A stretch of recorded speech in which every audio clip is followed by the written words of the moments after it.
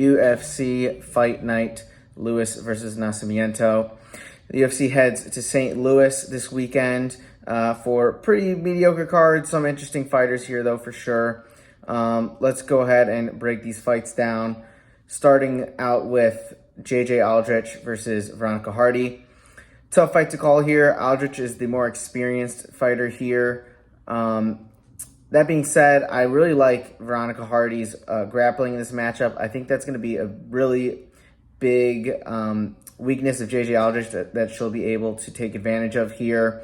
And I think we see grappling advantages often being very significant in some of these flyweight women's matchups. So I'm taking Veronica Hardy to win this by decision. I think she's going to end most of the rounds on top, and that'll be enough to get her the win on the cards.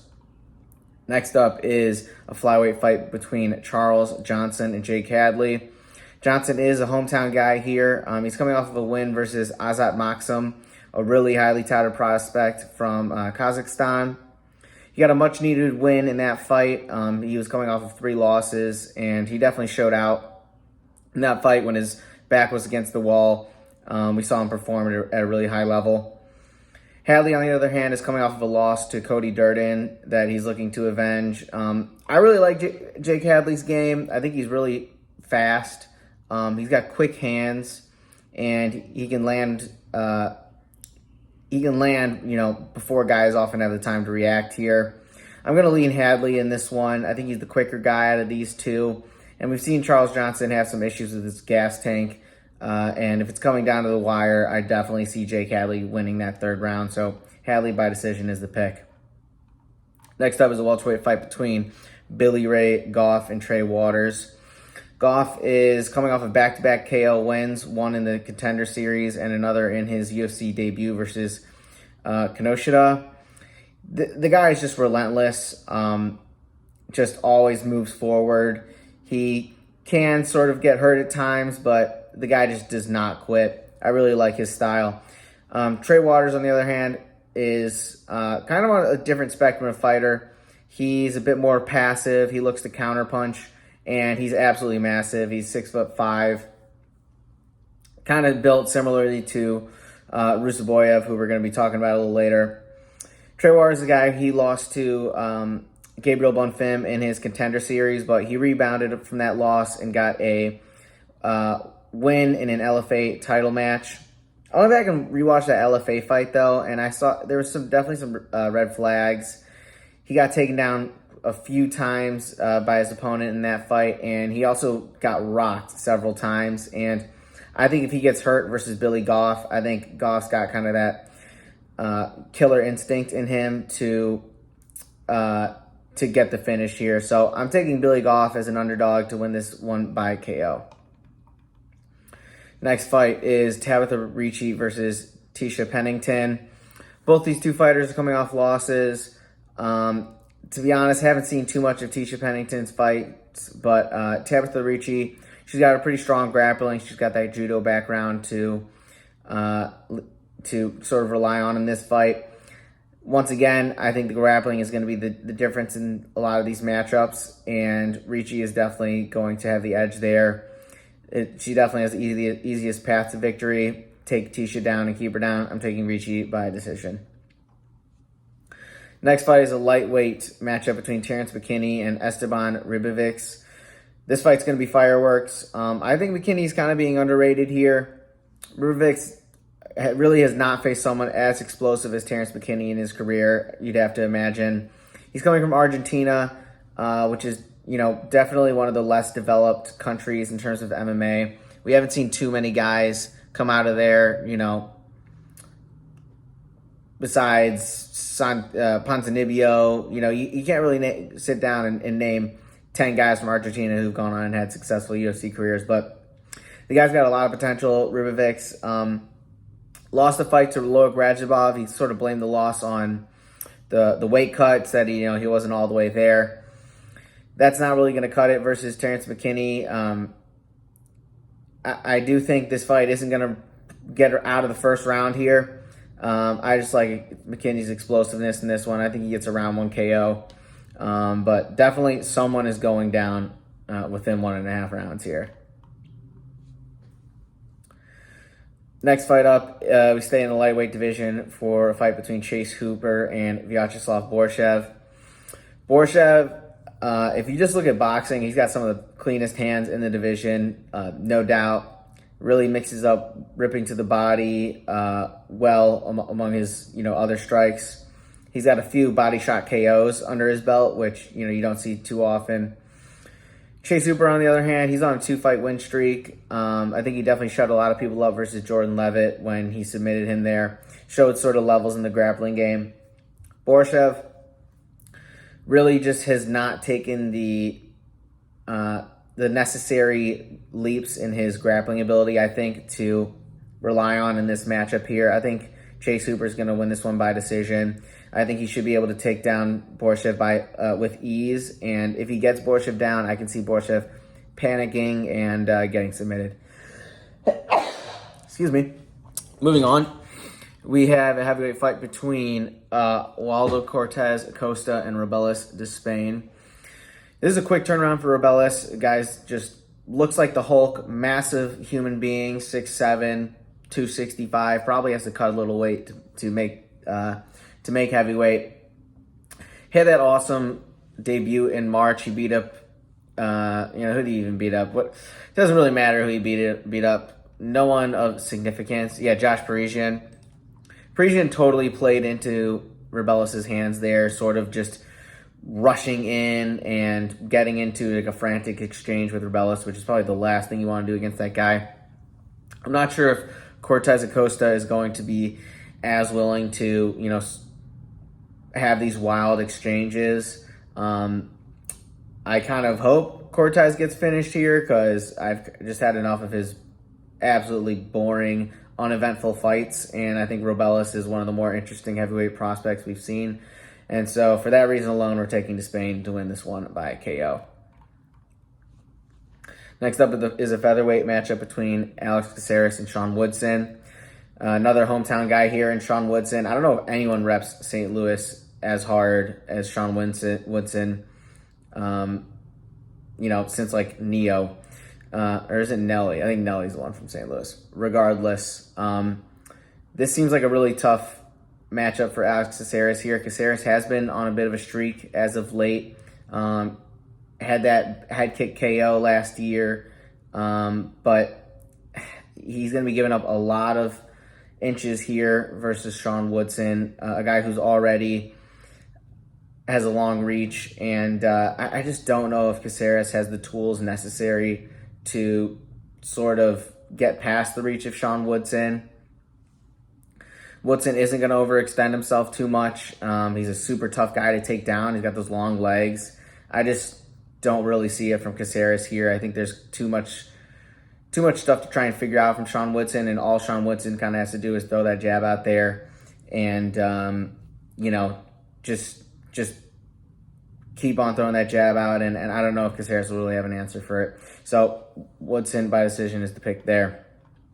Next up, we have Diego Ferreira taking on one of my favorite fighters right now, Mateusz Rębecki. I really like Rębecki's game. The guy's a gorilla. It's like he's going to be stronger than you. He can beat you on the feet. He's got decent striking, although it's definitely looks sloppy at times. He's really dangerous, though, when he gets on top of you and you just start smashing. I think being that sort of short and compact like he is, I think it makes it tougher for guys to get out from under you, because all that, I don't know jiu-jitsu, hand up, but all that weight in sort of a concentrated space, to me, we've seen it versus Magomed Magomedov, a guy who, is an accomplished grappler. When Rębecki got on top, it was just over. I definitely think there is a path to victory for Diego Ferreira here, no doubt. Rębecki does get caught sometimes coming in against guys, and Ferreira has that power. We saw him flatline Michael Johnson in his last fight. But I think Rębecki's got a lot of ways to win. I don't think he's going to, exchange all crazy with Diego Ferreira. I think he knows what he has to do, take him down, and I think he wins this one by ground and pound KO. Next fight up is a light heavyweight matchup between Alonzo Menifield and another guy I've been super high on lately, Carlos Ulberg. If you've been watching the videos, you know I've been gassing this guy up for the last 3 or 4 of his fights now. I've said I think this guy has what it takes to be a future champ, and I certainly still believe that. He's done nothing to change my mind, but he's got a really tough challenge here versus Alonzo Menifield, who's got the power to put anybody in the UFC to sleep.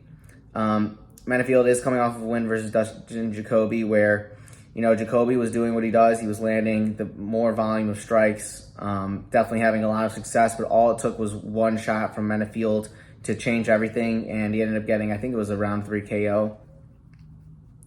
He really has the power to, turn the fight around literally on a moment's notice. But I think Ulberg's got a lot of power too, more so than Dustin Jacoby. Ulberg's super, he's got good size for the division, 6'4", pretty long. And, he had that early loss in his career versus Kennedy Nzechukwu, which I think, was a big learning lesson for him to, how to sort of pace himself a little bit better. He sort of gassed out in that fight, and it ended up costing him, but we've seen him have nothing but success since then, pretty much. I think Ulberg wins this one by KO. I think he's going to be just overwhelming Menifield with accuracy, like we saw sort of in that Ferreira versus Jamal Hill. We saw in that most recent title fight, man. Precision is everything.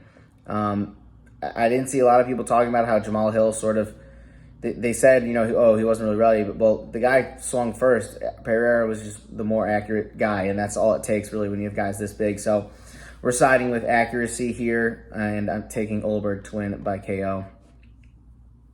Our co-main event is Joaquin Buckley versus Ruziboev. Of course, Buckley petitioned to the UFC, showed up to the weigh-in show and pleaded his case, and to the UFC's credit, they put him on this card. He is a hometown guy, but he's taken on Nursulton Ruziboev, who on short notice seems like a really tough matchup here. Ruziboev was having a lot of success at 185 versus some big boys. He had that quick KO over Bruno Ferreira, Hulk, and I just turned on the weigh-in show just now, and the size difference is absolutely crazy. Of course, Buckley, really explosive, strong guy. I think he showed out versus Vicente Luque, although I don't think that was Vicente Luque at his best. Not to, take too much away from Joaquin Buckley. He went in there and he took care of what he needed to take care of to put himself in this position, co-main of a fight night. I just think the height and reach of Ruziboev is going to be really tough for Buckley here. I think the biggest reason for him moving down to 170 was sort of because he was struggling against some of these bigger, longer guys.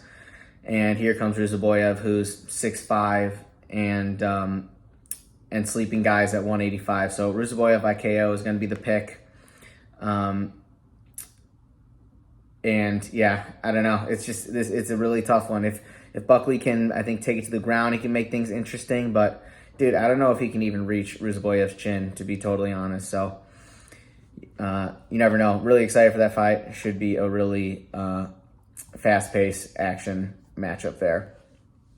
And finally, we have our main event. It is Derek Lewis versus Rodrigo Nascimento. The UFC keeps putting Derek Lewis in main events. If you're on Twitter, you see all the, everyone on MMA Twitter, or MMA X, I should say, is pleading with the UFC to quit putting Lewis as the main event on these cards. But I think Derek Lewis just has that name value, and, for what it's worth, you really never know what the guy's going to do. He is always super capable of producing some crazy, viral, insane moment. And I think that alone sort of is enough to justify putting him in these positions. He's sort of earned that, earned his way into being put in these positions on these main cards. Of course, his only win in his last 5 fights was that flying knee, just bonkers win over Rodrigo de Lima. And I don't know, I feel like Lewis just put all he had into that flying knee, and if that didn't land, I just don't see him having, a whole lot in the tank. He's up there in age. He's been in a bunch of brawls in his time, and he just has not had a lot of success lately. For what Rodrigo Nascimento has been fighting the best guys, and Lewis will definitely be the biggest test of his division, but I just have to side with the guy who's had more success. Sort of, what have you done for me lately? Rodrigo's does have 3 wins in 5 fights, two more than Derek Lewis can say. I think he wins this one by KO. You never know what kind of Derek Lewis you're going to get. Of course, if we have, the Derek Lewis of old who's going to go out there and sell out for a finish, all it takes is one punch from him for sure. So, should be interesting, but Nascimento by KO is going to be the pick there. Thank you for sticking around to the end and watching the Phone Home MMA breakdown, and we'll see you on the next one.